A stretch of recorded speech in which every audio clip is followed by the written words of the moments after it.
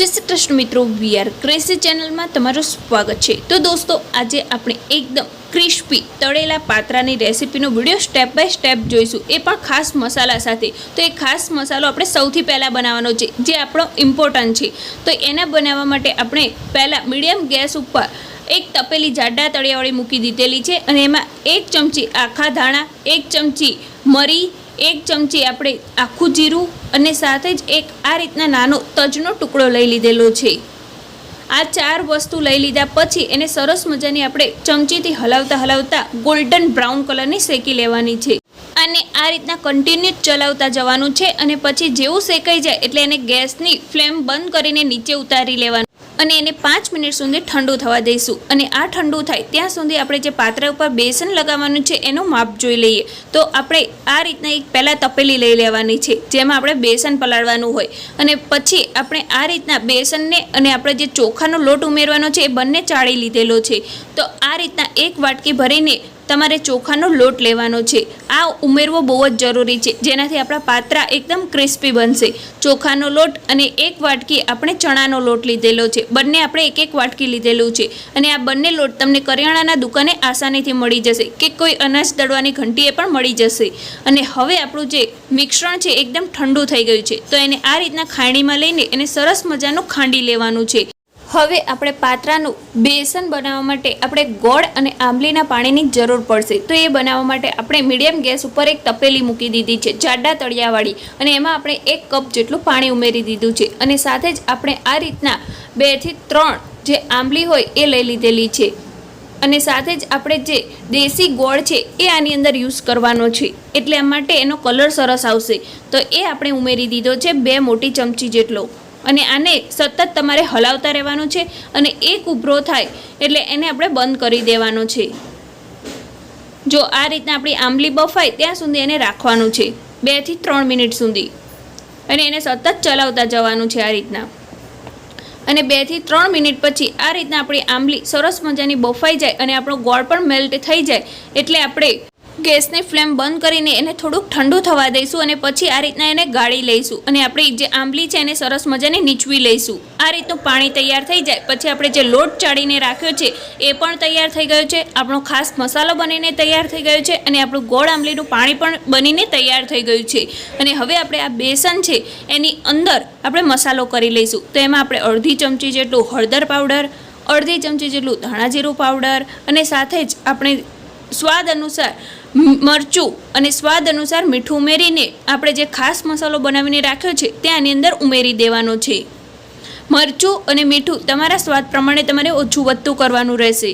અને સાથે જ આપણે આની અંદર ચપટીક સોડા ઉમેરીશું, બહુ વધારે નહીં। અને આ જો તમને આંબલીનું પાણી થોડું ખાટું લાગતું હોય તો આ રીતના થોડીક ખાંડ પણ ઉમેરી શકો છો। અને હવે આ બધું જ ઉમેરી દીધા પછી એને સરસ મજાનું લોટ સાથે સરસ મજાનું મિક્સ કરી લેવાનું છે। અને આ બધું મિક્સ થઈ જાય એટલે આપણે જે ગોળ આંબલીનું પાણી બનાવીને રાખ્યું છે એ આની અંદર થોડું થોડું ઉમેરતા જવાનું છે, બધું જ એક સાથે નથી ઉમેરવાનું, થોડું થોડું ઉમેરતા જઈને એકદમ આપણે પતલું જેવું ખીરું હોય ને એવું તૈયાર નથી કરવાનું, જેવું ગોટામાં હોય એવું આપણે થોડુંક એને જાડું રાખવાનું છે। એટલે આપણે થોડું થોડું પાણી ઉમેરતા જઈને એનું સરસ મજાનું બેસન તૈયાર કરી લઈશું। અને આમાં ગોળ આંબલીનું પાણી ખાસ બનાવવાનું રહેશે, કારણ કે પાત્રા ખાતી વખત આપણા ગળે ના ચોંટે એટલે। અને આ રીતના બેસન આપણે જો બનાવીને તૈયાર થઈ ગયું છે તો એમાં લાસ્ટમાં આ રીતના ઝીણા સુધારેલા મરચાં ઉમેરી દીધા છે, જેટલી તમારી તીખાશ જોતી હોય એટલા તમે ઉમેરી શકો છો। તો આ રીતનું આપણું જેવું સ્ક્રીન ઉપર દેખાય એવું બેસન રાખવાનું છે, એકદમ પતલું નથી કરી દેવાનું, કારણ કે આપણે ક્રિસ્પી પાત્રા બનાવવાના છે। અને હવે આપણે જે અળવીના પાન હોય છે એ લઈ લીધેલા છે, અને જો અળવીના પાન ઉપર જે જાડી નસો હોય છે એ આપણે દૂર કરી દીધી છે। અને સાથે જ એને એકદમ ધોઈને 2 થી 3 પાણીમાં આપણે ધોઈ દીધા હતા અને પછી લૂછીને કપડાથી અને સરસ મજાના કરી લીધા છે। આ સહેજ પણ ભીના ના હોવા જોઈએ, અને ખાસ એ લોકો માટે જે પહેલી જ વખત બનાવતા હશે એમના પણ પરફેક્ટ થશે। એના માટે આપણે શું કરવાનું છે, સૌથી પહેલાં અળવીના આ પાન હોય એમાં જે ડાર્ક તમને જે ભાગ લાગતો હોય લીલા કલરનો એ નીચે રાખવાનો છે ને આછો ભાગ ઉપર લેવાનો છે આ રીતના। પછી તમને સ્ક્રીન ઉપર દેખાય એ રીતના વચ્ચેનો ભાગ હોય ત્યાંથી એને અલગ પાડી દેવાનું છે આ રીતના, અને બંને ભાગ ઉપર આ રીતના મસાલો લગાવી દેવાનો છે, આપણું જે બેસન બનાવીને રાખ્યું છે. અને પછી સ્ક્રીન પર તમને દેખાય એ રીતના એની ઉપર એક મૂકીને આ રીતના એને ફોલ્ડ કરી લેવાનું છે. જો આ રીતના તમારે ઇઝી ફોલ્ડ થઈ જશે. જે પહેલી વખત બનાવતા હશે એમને પણ ફાવશે. અને એકદમ ટાઈટ એનું આપણું જે છે ને બીડું એ એકદમ ટાઈટ વાળવાનું છે, એટલે ક્યાંયથી પણ બેસન જ્યારે તેલમાં તળો ને તો એ ખુલ્લું ના પડી જાય. આ રીતના એને સરસ મજાનું ફિટ વાળવાનું છે. તો આ રીતના કરતાં આપણે બધા જ તૈયાર કરી દીધા છે. અને હવે એક જે એકદમ ધારવાળી જે આ રીતના છરી આવે ને એ લઈ લેવાની છે, અને વચ્ચેથી આ રીતના કાપા પાડ લેવાના છે. જો આ રીતના થોડા થોડા અંતરે તમે જોઈ શકતા હશો સ્ક્રીન ઉપર, અને એને આ રીતના અલગ કરી લેવાના છે. જો તમને સ્ક્રીન ઉપર દેખાય એ રીતના બધા જ પાર્ટને અલગ અલગ કરી લેવાના છે. અને આપણે સાથે તેલ ગરમ કરવા પણ મૂકી દીધેલું છે, અને મીડિયમ ગેસ રાખેલો છે. અત્યારે તેલ આપણું એકદમ હાઈ ફ્લેમ ઉપર ગરમ નથી કરવાનું, પણ જો તમે આ રીતના જે પાત્રા છે બનીને તૈયાર થયા છે એને તમે આ રીતના તેલમાં મૂકો ને ત્યારે એકદમ ઉપર ના આવવા જોઈએ, ધીમે ધીમે ઉપર આવવા જોઈએ. જો આ રીતના તમારે પહેલાં બધા જ ઉમેરી દેવાના છે, અને પછી આપણા બબલ્સ ઓછા ના થાય ને ત્યાં સુધી એને પલટાવવાના નથી. એને ઉતાવળ નહીં કરવાની પલટાવવાની, પહેલાં આને બધા જ મૂકી દેવાના છે.